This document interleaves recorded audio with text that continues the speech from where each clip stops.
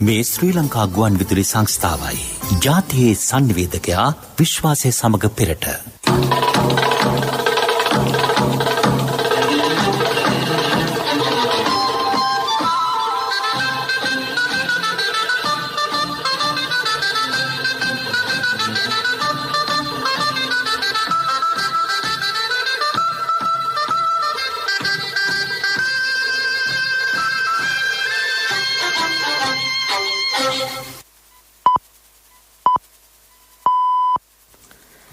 දොළහයි 45යි. මේ ශ්‍රී ලංකා ගුවන් විදුලි සංස්ථාවයි. මෙන්න ප්‍රවෘත්ති. සංස්කරණය ඉනෝකා බ්‍රෝහිය, ප්‍රකාශය ගයන් කෞශල් ජයවීර. රුවන්පුර අධිවේගී මාර්ගයේ පළමු අදියරේ ඉදිකිරීම ආරම්භේ. අභියෝගාත්මක කාලයකට මුහුණ දීමට සියලු දෙනා අත්වැල් බැඳ ගන්නා ලෙස අගමැතිවරයාගෙන් ඉල්ලීමක්. දිස්ත්‍රික්ක කිහිපයක තවත් ප්‍රදේශ කිහිපයක් හුදෙකලා කෙරේ. නිරෝධායන නීති කඩ කළ වැඩිම පිරිස ඊයේ අත්අඩංගුවට. පාසල්, විශ්වවිද්‍යාල, පිරිවෙන් සහ උපකාරක පන්ති නැවත දැනුම් දෙනතුරු වසා තැබේ. සුවසැරිය ගිලන් රථ සේවයට දෛනිකව දුරකථන ඇමතුම් 5000ක්. විෂකාරක සහිත පොල් තෙල් බහලුම් 12ක් ප්‍රතිඅපනයනය අද පසුරුවේ. රුපියල් කෝටි 2.5ක මත්කුඩු තොගයක් සමග සැකකරුවෙකු අත්අඩංගුවට. මාලිදිවයිනේ කතානායකවරයා ඉලක්ක කරගත් බෝම්බ පිපිරීම සම්බන්ධයෙන් පුළුල් පරීක්ෂණයක්. ජාතික පාපන්දු සංචිතයේ පුහුණුවීම් ජෛව ආරක්ෂිත බුබුලකදී. රුවන්පුර අධිවේගී මාර්ගයේ පළමු අදියරේ ඉදිකිරීම ආරම්භේ. අගමැති මහින්ද රාජපක්ෂ මහතා අර්ලියගහ මන්දිරයේ සිට නවීන තාක්ෂණය ඔස්සේ එම අවස්ථාවට එක්විය. ශ්‍රී ලංකාවේ ඉදිකරන 7 වන අධිවේගී මාර්ගය මෙයයි. පළමු අදියරේදී කහතොඩුවේ සිට ඉංගිරිය දක්වා කොටසේ ඉදිකිරීම සිදු කෙරේ. මෙහිදී අදහස් දැක්වූ අග්‍රාමාත්‍ය මහින්ද රාජපක්ෂ මහතා ආණ්ඩුවක් ලෙස වත්මන් රජය ජනතාවගේ ජීවිත සමෘද්ධිමත් කිරීමට කටයුතු කරන බව පැවසිය. රට තුළ පැවති ජාතික ආරක්ෂාව සම්බන්ධයෙන් වන ගැටලු මේ වන විට නිරාකරණය වී තිබේ. රුවන්පුර අධිවේගී මාර්ගය 2014 දී සැලසුම් කළ නමුත් ආණ්ඩු පෙරළියත් සමග එය ක්‍රියාත්මක නොවින. යහපාලන රජය රුවන්පුර අධිවේගී මාර්ගයේ පමණක් නොව තවත් සංවර්ධන සැලසුම් රසක් නොසලකා හැරියේය. වත්මන් රජයට අවශ්‍ය වන්නේ නැවතුණු සංවර්ධනය රට තුළ යලි ක්‍රියාත්මක කිරීමයි. සමස්ත ලෝකයටම බලපා ඇති කොරෝනා වසංගතයෙන් මෙරට ජනතාවගේ ජීවිත බේරා ගැනීමට අවශ්‍ය ක්‍රියාමාර්ගවලට රජයේ ප්‍රමුඛතාව ලබා දී ඇතැයිද රාජපක්ෂ මහතා පැවසිය. පවතින තත්ත්වය හමුවේ රට වසා තමා සියලු කටයුතු අකර්මණ්‍ය කළ නොහැකිය. රට වසා දැමීමෙන් ජනතාව ආර්ථික ගැටලු රැසකට මුහුණ දීමට සිදුවනු ඇත. සෞඛ්‍ය නිර්දේශ අනුගමනය කරමින් තම කාර්යයන්වල නිරත වන ලෙස අගමැතිවරයා ජනතාවගෙන් ඉල්ලීමක්ද කළේය. කොවිඩ්-19 වසංගතයෙන් ජනතාව ආරක්ෂා කර ගැනීමට රජයක් විදියට අපි ප්‍රමුඛත්වය දී කටයුතු කරනවා. ඒ වගේම දුෂ්කරතා හමු වුවත් රට සංවර්ධනය කිරීමේ මාවතෙන් අපි බැහැර වෙලා නැහැ. බැහැර වෙන්නේ නැහැ. හොඳ මාර්ග පද්ධතියක් කියන්නේ රටක දියුණුවට මනින්න සාධකයක් කියලා මම විශ්වාස කරනවා. මහින්ද චින්තනයේදී වගේම සෞභාග්‍ය දැක්මෙන් අපි ඒ ගැන පැහැදිලිව පෙන්වා දීලා තියෙනවා. මේ වන විට මුළු ලෝකෙම කොවිඩ් වසංගතයට එරෙහිව සටන් කරනවා. කොවිඩ් කියලා අපිට රට වහගෙන ඉන්න හැකියාවක් නැහැ.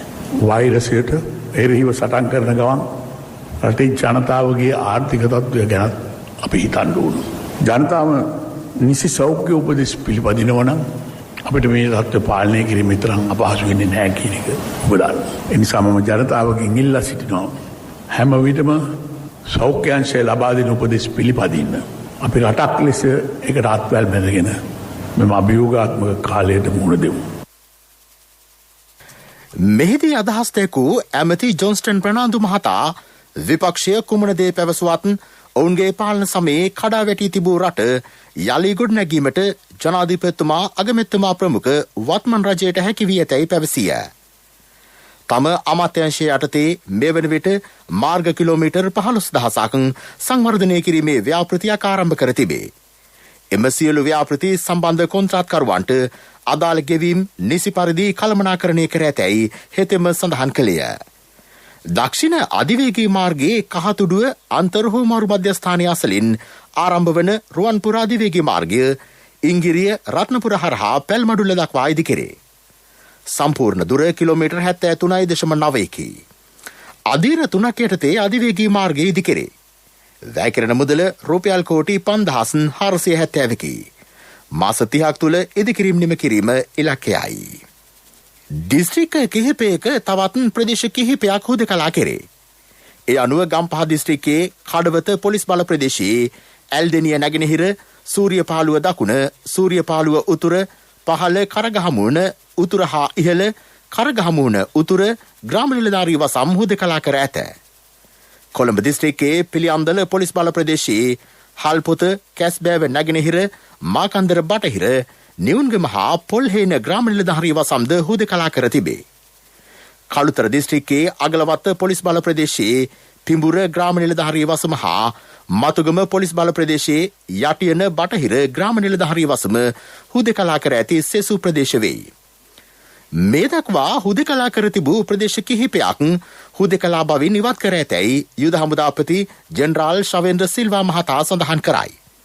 ඒ අනුව කළුතර දිස්ත්‍රික්කයේ බදුරැල්ලිය පොලිස් බල ප්‍රදේශයේ ඉංගුරුදළුව ග්‍රාම නිලධාරී වසමද මීගහතැන්න පොලිස් බල ප්‍රදේශයේ පැලවත්ත නැගෙනහිර මිරිස්වත්ත හා පහළ හේවෙස්ස ග්‍රාම නිලධාරී වසම්ද හුදකලා බවින් ඉවත් කර තිබේ.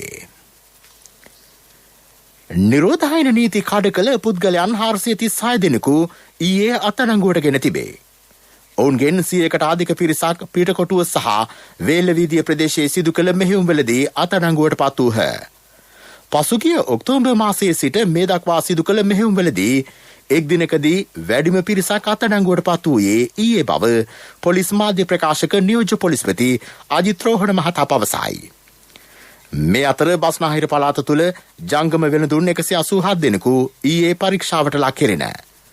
විවිධ ආයතන 850කට අධික සංඛ්‍යාවක් පරීක්ෂාවට ලක් කර තිබේ. එහිදී නිරෝධායන නීති කඩ කළ පුද්ගලයන් 10 දෙනෙකු අත්අඩංගුවට ගෙන ඇත. දිවයිනේ සියලු පාසල් විශ්වවිද්‍යාල පිරිවෙන් පෙර පාසල් සහ උපකාරක පන්ති නැවත දැනුම් දෙනතුරු වසා තැබෙන බව අධ්‍යාපන අමාත්‍ය මහාචාර්ය ජී.එල්. පීරිස් මහතා පවසයි. රටේ පවතින කොරෝනා වසංගත තත්ත්වය සැලකිල්ලටගෙන අධ්‍යාපන බලධාරීන් සහ සෞඛ්‍ය අංශ එක්ව මෙම තීරණයට එළඹ තිබේ. මේවා යලි විවෘත කරන දිනය දින 3කට පෙර දැනුම් දෙන බව අමාත්‍යවරයා සඳහන් කරයි. මේ ප්‍රවෘත්ති ශ්‍රී ලංකා ගුවන්විදුලි සංස්ථාවෙන්. මූලික රක්ෂිත මුදලට බෝනස් මුදලකුත් හිමිවන ශ්‍රී ලංකා ඉන්ෂුරන්ස් early cash.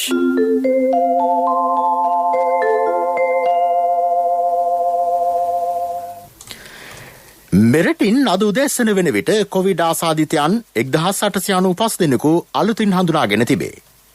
ඔවුන්ගෙන් 44 දෙනෙක් විදේශගතව පැමිණි අය වෙති.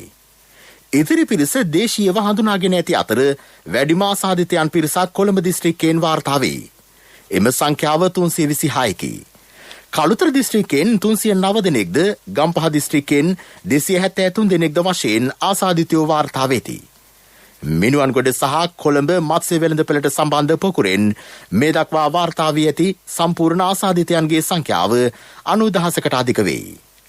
අනෙකුත් පොකුරු සහ අලුත් අවුරුදු සමයෙන් පසු වාර්තා වූ ආසාදිතයන්ගේ සම්පූර්ණ සංඛ්‍යාව 26662කි.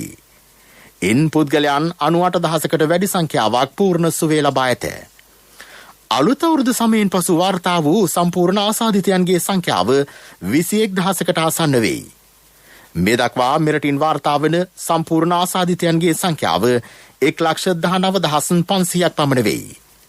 ඉන් පූර්ණ සුවය ලබා ඇති සංඛ්‍යාව 1,900,කට ආසන්න වෙයි. මේ අතර මෙරටින් තවත් කොවිඩ් මරණ 11ක් ඊයේ වාර්තා විය. ඔවුහු උඩවලව බුල්ලුතොට මල්ලව ගෙදර කටුවාන සීදුව ඉනාමලුව යාපනය කොළඹ 3 කුලියාපිටිය බෙන්තොට සහ ගෙලියෝ යන ප්‍රදේශවල පදිංචිකරුවෝ වෙති. ඒ අනුව මෙරටින් අද උදෑසන වෙන විට වාර්තා වූ සම්පූර්ණ කොවිඩ් මරණ සංඛ්‍යාව 745ක් දක්වා ඉහළ ගොස් තිබේ. කොළඹ වරායට රැගෙන වීත් ඇති විසකාරක පොල්තෙල් තොගය මැලේසියාවට අද ප්‍රතිඅපනයනය කිරීමට නියමිතයි. එම පොල්තෙල් බහලුම් රැගෙන යාම සඳහා නෞකාවක් අද පස්වරුවේ කොළඹ වරායට පැමිණීමට නියමිත බව රේගු මාධ්‍ය ප්‍රකාශක නියෝජ්‍ය රේගු අධ්‍යක්ෂ සුදත්ත සිල්වා මහතා පවසයි. ඇෆ්ලටොක්සින් නැමැති විස රසායනිකය අඩංගුවීම හේතුවෙන් මෙරටට ආනයනය කළ පොල්තෙල් මෙට්‍රික් ටොන් 105ක් මීට පෙර ප්‍රතිඅපනයනයට පියවරගෙන තිබුණේ. තවත් පොල්තෙල් බහලුම් 12ක් අද ප්‍රතිඅපනයනය කෙරේ. දැනට ඉන්දියාවේ සිටින ප්‍රබල මත්කුඩු ජාවාරම්කරුවෙක්ගේ ගෝලයෙකු රුපියල් කෝටි 2.5ක අයිස් මද්‍රව්‍ය තොගයක් සමග කොළඹ බ්ලූ මැන්ඩල් ප්‍රදේශයේදී අද පෙරළුවේ විශේෂ කාර්ය බළකාය අත්අඩංගුවට ගෙන තිබේ. ඔහු සන්තකයේ තිබී සොයාගත් අයිස් මද්‍රව්‍ය ප්‍රමාණය කිලෝග්‍රෑම් 2.2ක් පමණ වෙයි. පොලිස් මද්‍රව්‍ය කාර්යාංශය සැකකරුගෙන් ප්‍රශ්න කරයි.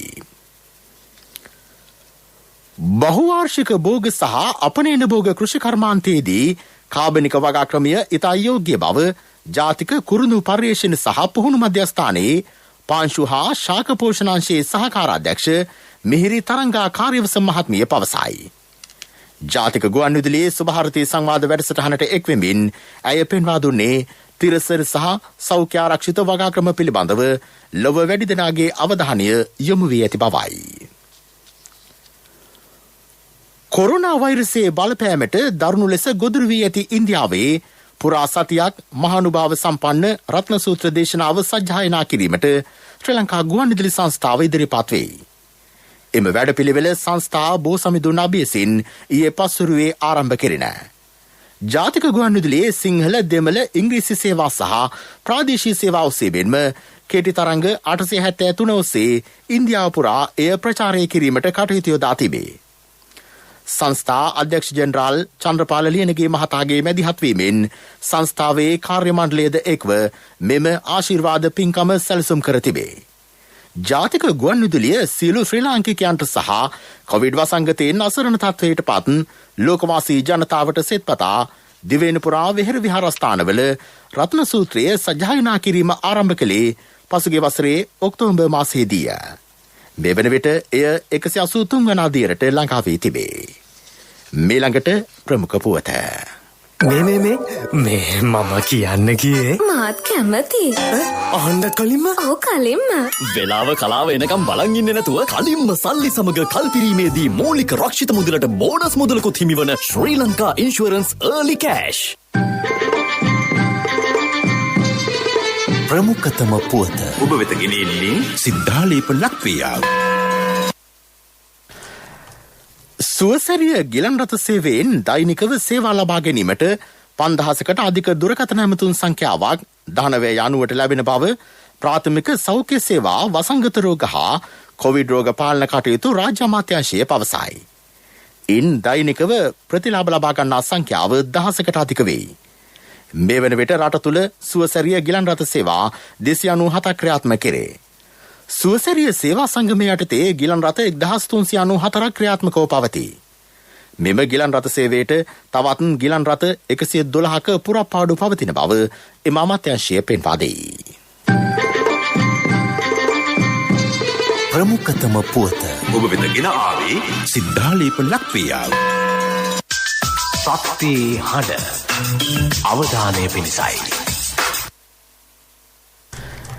න්‍යාගම ප්‍රාදේශීය සභාවේ ප්‍රධාන කාර්යාලය හා ශ්‍රවණාගාරයේ පිහිටි ගොඩනැගිල්ල ඉතාම අබලන් තත්වයක පවතින බව එහි කාර්ය මණ්ඩලය පවසයි.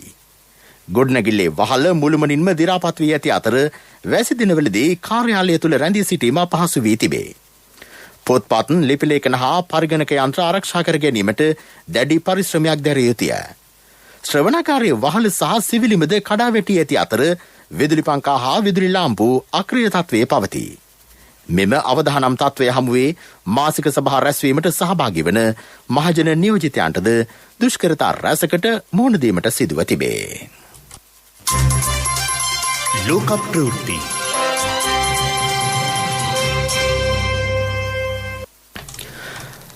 මාලදිවයිනේ කතානායක මොහොමඩ් නසීන් මහතා ඉලක්ක කර ගනිමින් සිදු වූ බෝම්බ පිපිරීම සම්බන්ධයෙන් පැවැත්වෙන පරීක්ෂණවලට ඔස්ට්‍රේලියානු ෆෙඩරල් පොලිසියේ සහාය ලැබෙන බව මාලදිවෙන් ජනාධිපති ඉබ්‍රහිම් සෝලි මහතා පවසයි. රූපවාහිනී විශේෂ වැඩසටහනකට අද පෙරවරුවේ එක්වෙමින් ජනාධිපතිවරයා සඳහන් කළේ එම කණ්ඩායම මාලදිවයිනට හෙට පැමිණෙන බවයි. ප්‍රහාරයට සම්බන්ධවන්ට දැඩි දඬුවම් පමුණුවන බව ජනාධිපතිවරයා අවධාරණය කරයි. නසීඩ් මහතාට මෙම ප්‍රහාරය එල්ල වූයේ සිය නිවස අසලදීය. මෙය මාලදිවයිනේ ප්‍රජාතන්ත්‍රවාදයට සහ ආර්ථිකයට එල්ල කළ ප්‍රහාරයක් බව ජනාධිපතිවරයා ප්‍රකාශ කරයි.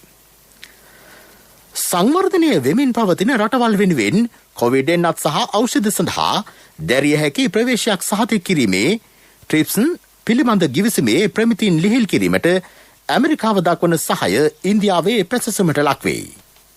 නිවේදනයක් නිකුත් කරමින් ඉන්දිය විදේශ අමාත්‍යාංශය පෙන්වා දුන්නේ මෙම ප්‍රමිතීන් ලිහිල් කිරීම ලෝක වෙළඳ සංවිධානයේදී කඩිනමින් අනුමත කර ගැනීමට හැකිවනු ඇති බවයි. කොවිඩ්-19 සහ අත්‍යවශ්‍ය වෛද්‍ය උපකරණ නිෂ්පාදනය කඩිනමින් ඉහළ නැංවීමට මෙම තීරණය වඩා වැදගත් වනු ඇත. පසුගිය ඔක්තෝබර් මාසයේදී කොවිඩ්-19 වසංගතය සැලකිල්ලටගෙන ඉන්දියාව සහ දකුණු අප්‍රිකාව බුද්ධිමය දේපල අයිතිවාසිකම් පිළිබඳ වෙළඳ ගිවිසුම් යටතේ ට්‍රිප්ස් ගිවිසුමේ ඇතැම් විධිවිධානවලින් තාවකාලිකව ඉවත්වීමට ලෝක වෙළඳ සංවිධානයට යෝජනා ඉදිරිපත් කර තිබුණේ. තමිල්නාඩු ප්‍රාන්තයේ මහඇමතිවරයා ලෙස DMK පක්ෂයේ සභාපති MK ස්ටාලින් මහතා පත් කෙරේ. ප්‍රාන්ත ආණ්ඩුකාර බන්වාරී ලාල් පුරෝහිත් මහතා ඔහුට ප්‍රාන්ත රජය පිහිටුවන ලෙස ආරාධනා කර ඇත. තමිල්නාඩු කැබිනට් මණ්ඩලයට තේරීපත් වූ අමාත්‍යවරුන්ගේ දිවුරුම් දීම මේ වන විට සිදුවෙයි. පෙරසර සංවර්ධනයක පුවත් සම්පින්ඩනය සංවර්ධන පුවත්.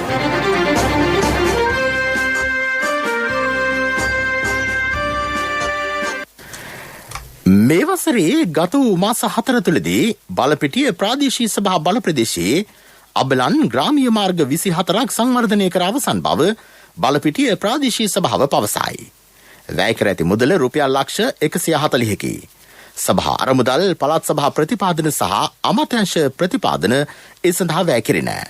අහුන්ගල්ල බලපිටිය වතුගෙදර සහ කොස්ගොඩ යන ගම්මානවල සංවර්ධන කටයුතු ක්‍රියාවට නැංවින. ක්‍රීඩා පුවත් ඔබ වෙත ගෙන එන්නේ අක්කේ මල් ටිකක් කඩාගන්නද? හා කඩාගන්න. ගහමේ තිබ්බට මල් කාටත් අයිතිනේ. අපේ මිනිස්සු හැමදාම අනුන් ගැන හිතලා තියෙනව නේද?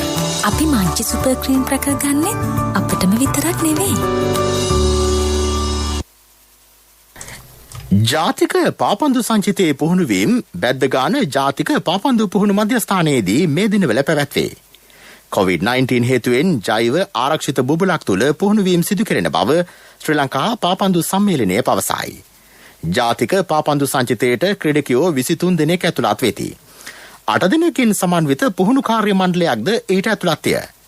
FIFA ලෝක කුසලාන පාපන්දු තරඟාවලියට සහ ආසියානු පාපන්දු තරඟාවලියට සුදුසුකම් ලැබීමේ තරඟ ඉලක්ක කරගනිමින් මෙම පුහුණුවීම් සිදු කරන බව ශ්‍රී ලංකා පාපන්දු සම්මේලනය සඳහන් කරයි. දුව මේ මං අර කිව්ව වෑන් එක මං ගන්නයි බැලුවේ. මෙච්චර ලොකු වෑන් එකක් මොකටද තාත්තේ? කට්ටියම දාගෙන ට්‍රිප් එකක් කර යන්න පුළුවන් නේ ළමයි. අපේ මිනිස්සු හැමදාම අනුන් ගැන හිතලා තියෙනව නේද? අපි මංචි සුපර් ක්‍රීම් ප්‍රකල් ගන්නෙ අපිටම විතරක් නෙවෙයි. ව්‍යාපාරික පුවත් ඔබ වෙත ගෙන එන්නේ 2021 වසරේ පළමු ශ්‍රේණියට ඇතුළු වන පුංචි හපනුන්ට ජාතික ඉදිරි කිරීමේ බැංකුවේ හපන් ගිණුමෙන් රුපියල් 1000ක තැන්පතුවක්. ඔබේ මුදලට සුරක්ෂිතම ස්ථානය ජාතික ඉදිරි කිරීමේ බැංකුව. සිය සමාජිකයන් වෙනුවෙන් නව රක්ෂණ ක්‍රමවේදයක් හඳුන්වා දීමට සීමා සහිත කුරුවිට සම්පකාර සමිතිය සොෆ්ලොජික් ලයිව් සමාගම සමග එක්වේ. එහි සමාරම්භක අවස්ථාව කුරුවිට සමුපකාර සමිති ශාලාවේදී පසුගියදා සිදුවිය. එම අවස්ථාවට එම සමිතියේ සභාපති මහින්ද ගුණරත්න මහතා ඇතුළු පිරිසක් සහභාගී වූහ. ග්‍රාමීය ප්‍රජාව මුහුණ දෙන අනපේක්ෂිත අවදානම් කළමනාකරණය කර ගැනීම වෙනුවෙන් මෙම රක්ෂණ ක්‍රමවේදය හඳුන්වා දී තිබේ. ව්‍යාපාරික පුවත් ඔබ වෙත ගෙන ආවේ 2021 වසරේ පළමු ශ්‍රේණියට ඇතුළු වන පුංචි හපනුන්ට ජාතික ඉදිරිකිරීමේ බැංකුවේ හපන් ගිණුමෙන් රුපියල් 1000ක තැන්පතුවක්. වැඩි පොලියක්, ඉතුරු ගිණුමට 100% රාජ්‍ය ආරක්ෂාව, ශිෂ්‍යත්ව විභාගය සඳහා ආදර්ශ ප්‍රශ්න පත්‍ර කට්ටල් සහ දිවයින පුරා විහිදුණු ශාඛා ජාලය හා තැපැල් උපතැපැල් කාර්යාල ජාලය මගින් ගනුදෙනු කිරීමේ හැකියාව. ඔබත් අදම ඔබේ සිඟිත්තාගේ අනාගතය වෙනුවෙන් හපන් ගිණුමක් කරවන්න. කොන්දේසි අදාළ වේ. ඔබේ මුදලට සුරක්ෂිතම ස්ථානය ජාතික ඉදිරිකිරීමේ බැංකුව. ආර්ථික පුවත් ආවරණය ඔබේ ඕනම අවශ්‍යතාවයකට සුදුසු මූල්‍ය විසඳුම් දෙන එන අය දියුණු වෙන අය එන LOLC සමූහය එන්න දියුණු වෙන්න.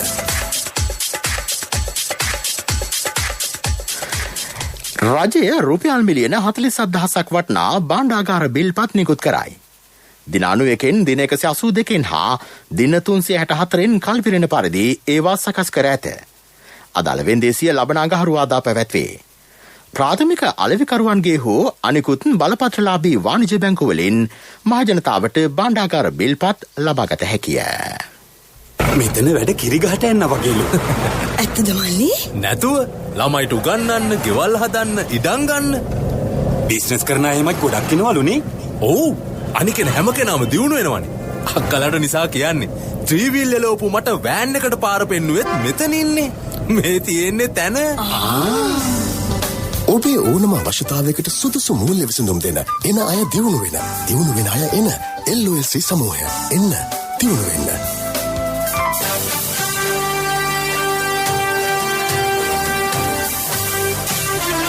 කාලගුණ වාර්තාව ඔබ වෙත ගෙන එන්නේ සයුරු දීවර කාලගුණ තොරතුරු සේවාව.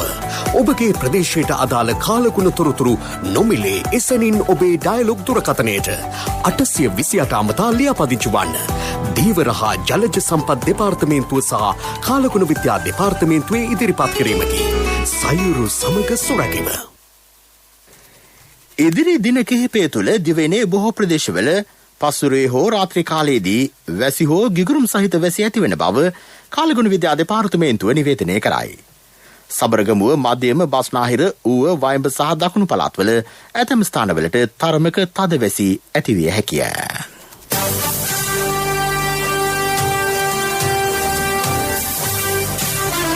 කාලගුණ වාර්තාව ඔබ වෙත ගෙන ආවේ සයුරු දීවර කාලගුණ තොරතුරු සේවාව.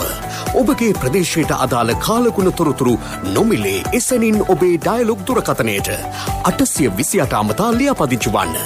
දීවර හා ජලජ සම්පත් දෙපාර්තමේන්තුව සහ කාලගුණ විද්‍යා දෙපාර්තමේන්තුවේ ඉදිරිපත් කිරීමකි. සයුරු සමග සුරැකීම. ප්‍රවෘත්ති අවසන් කිරීමට යලි සිරස්තල. රුවන්පුර අධිවේගී මාර්ගයේ පළමු අදියරේ ඉදිකිරීම ආරම්භේ. අභියෝගාත්මක කාලයකට මුහුණ දීමට සියලු දෙනා අත්වැල් බැඳ ගන්නා ලෙස අගමැතිවරයාගේ ඉල්ලීමක්. දිස්ත්‍රික්ක කිහිපයක තවත් ප්‍රදේශ කිහිපයක් හුදෙකලා කෙරේ. නිරෝධායන නීති කඩ කළ වැඩිම පිරිස ඊයේ අත්අඩංගුවට. පාසල් විශ්වවිද්‍යාල පිරිවෙන් සහ උපකාරක පන්ති නැවත දැනුම් දෙනතුරු වසා තැබේ. සුවසැරිය ගිලන් රථ සේවයට දෛනිකව දුරකථන ඇමතුම් 5000ක්. විෂකාරක සහිත පොල්තෙල් බහලුම් 12ක් ප්‍රතියාපනයනය අද පස්වරුවේ. රුපියල් කෝටි 2.5ක මත්කුඩු තොගයක් සමග සැකකරුවෙකු අත්අඩංගුවට. මාලදිවයිනේ කතානායකවරයා ඉලක්ක කරගත් බෝම්බ පිපිරීම සම්බන්ධයෙන් පුළුල් පරීක්ෂණයක්. ජාතික පාපන්දු සංචිතයේ පුහුණුවීම් ජෛව ආරක්ෂිත බුබුලකදී. අපගේ මෙම ප්‍රවෘත්ති ප්‍රකාශයට www.slbc.lk වෙබ් අඩවිය ඔස්සේද සවන් දිය හැකිය.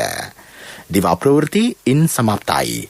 අපගේ මීළඟ ප්‍රධාන ප්‍රවෘත්ති ප්‍රකාශය සවස 6ට බලාපොරොත්තු වන්න.